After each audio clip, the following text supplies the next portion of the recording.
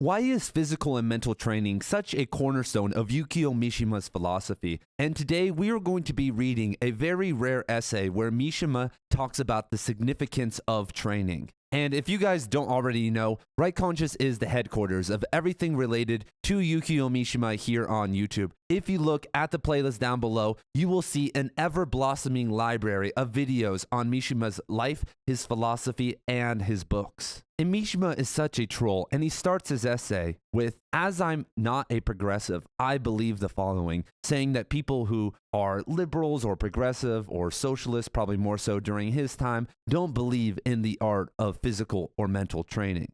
And he continues, quote, "To train the mind and to train the body are both to draw near to the gods within old human legends and to aim for the lost complete ideal human being. And that is nostalgia for the ancient completeness within the hearts of men that encourages that. We have grown too distant from the mentally lofty and physically beautiful harmonious ideal man of the classical period and have become small, lowly, and scattered cogs placed in society. Recovering man from here is not something that can be accomplished just by leaving him alone and praying in the heart. One must suffer. Neither the human mind nor the human body are made just to soak in hot springs and sit idle. Without constant care, both firearms and swords rust and become unusable. Both mind and body must be constantly trained and constantly polished. This is obvious, but this obvious thing has been forgotten. I believe that there is nothing valuable for life as having the experience of having endured something painful when young. At present, when there's no constraint like the military, it is certain that the free will of each individual will determine the future of each." And this quote by Mishima is absolutely breathtaking and refreshing because when you hear people online talk about why you should be working out, what do they say? Well, you're going to look better, you're going to feel better, you're going to live longer, you'll be more emotionally regulated, you'll be able to get more beautiful women, and all these superficial reasons. But Mishima is focusing on the transcendent, on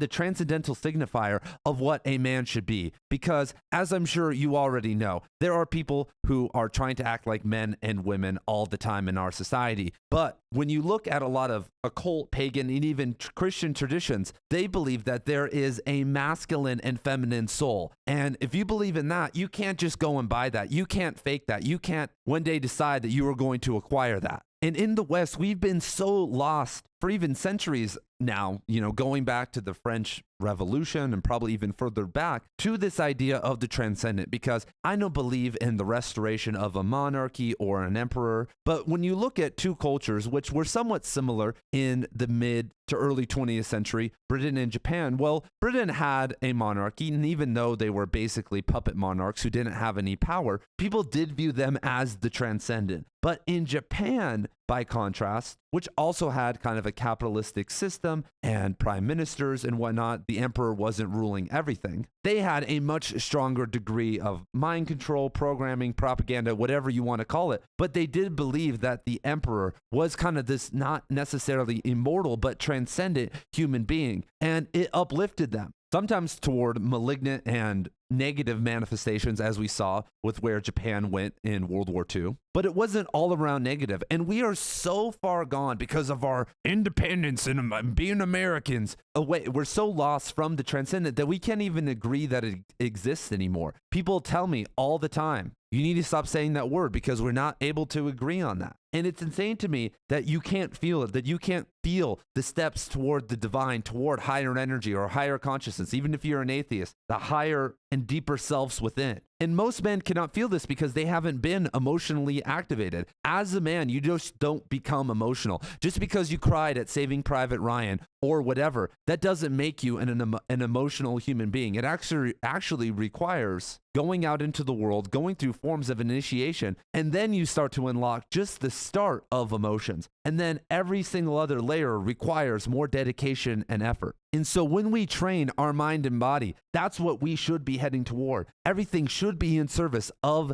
the divine, of some higher ideal. And when you start to get on this level, you start to make massive progress, because just worrying about yourself and getting your money up or these things are interesting. But eventually that motivation and that drive starts to slip away out of your body. And the only thing that you can use to motivate yourself is taking your own originality away. When you look at people like Alex Hormozi, Andrew Huberman, I talk about this in my Hustle Culture video, they've optimized their entire life and they are not creative. They are not spontaneous, sporadic, artistic human beings. They've lost the ability to tap into that because they've optimized too far. Because if you do start looking toward transcendent ideals, even when you are working out, you're not going to be worried about optimization. You're going to be worried about connection. You're going to be worried about transformation, even if it does mean pain. And a lot of the time, it's going to be more pain. And pain in the working out world is, oh, you ran an ultra marathon, or in the business world, oh, you sat and grinded for 16 hours and didn't pay attention to your family, and you did that for 6 months, and you have a successful business now.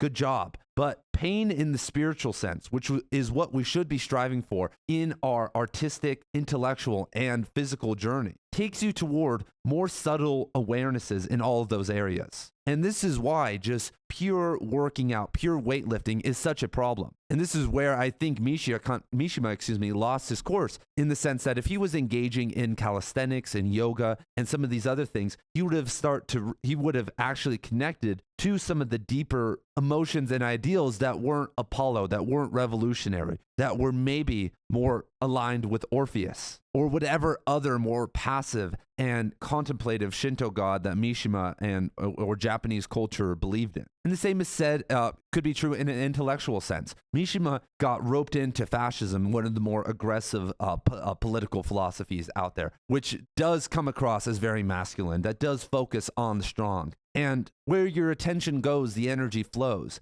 And I think he lost track of the various archetypal manifestations of the transcendent, because it's fun to sit and focus on becoming the most powerful, strong, Zeus-like or Apollo-like figure. It's not as sexy to even be an Orphic figure, or to be like Hestia tending the hearth and be that kind of inner fire for everybody. When people sit and are working out, that's not what they're thinking about. But this is where I feel like we can transcend. This is where I feel like we can go beyond Mishima and all the Instagram influencers on TikTok who talk about training, and start to ask ourselves, where would the ideal man be right now if we continued progressing in an ideal way? And if you guys like talking about Mishima, I currently run a Mishima book club, and next week we are going to be reading 4 different Mishima books together. I also post over on my Substack, where the book club is hosted, office hours. I post daily podcasts, some of which are about Mishima. I host 15 other book clubs. Yes, we are reading over 20 books over on the Right Conscious Book Club right now, and that blows any other book club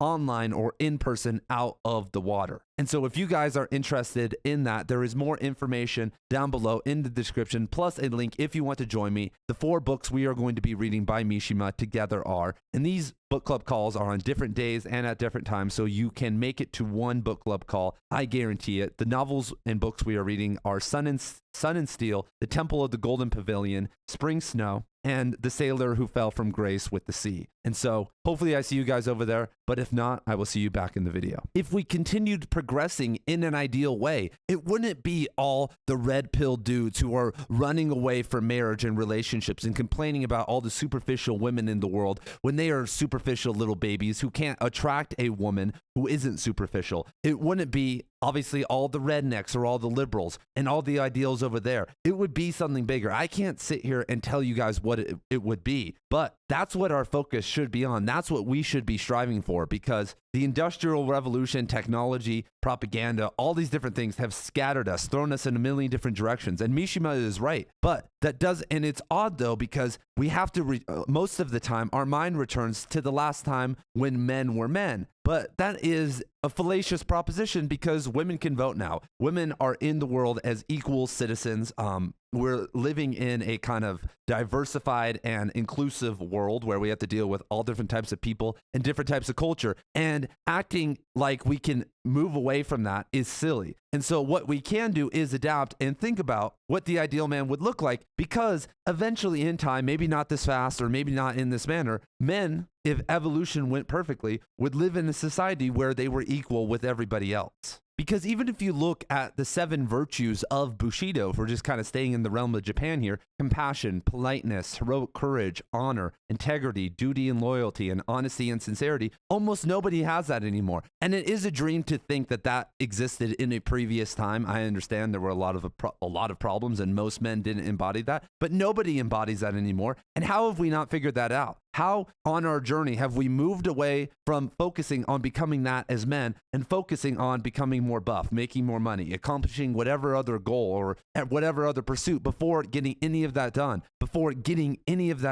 How have we not, as a society, with all the money we've put into public education, each pupil, in the United States has more than $100,000 spent on them between the ages, between grades 1 and 12. Can we not create with $120,000 and thousands of hours, and if you include parental supervision at home, tens of thousands of hours of instruction, compassionate, polite, honest, and loyal human beings? We used to be able to. And obviously, like I said, there were problems, but we've now overcome those problems, live in a society where everyone is generally equal. But I know almost no young men and women who embody any of those ideals. How have we gotten where we're at now? And we can talk about all the malignant forces, but the real question is, once we understand the causal factors, what are the solutions? Because everybody online loves to complain. Even Mishima loves to complain, but taking real action, not committing seppuku, actually following through and doing something big. That's what life is about. And so let me know your guys' thoughts on this essay by Mishima. It first appeared in Ashai Shunbin, the magazine, in 1965. Let me know what I missed. We're going to dive way deeper into this because we are going to be talking about Mishima's novel, Sun and Steel, and obviously covering it in the book club. So thank you guys for being here. Thank you for all the support, and I will see you guys in the next video.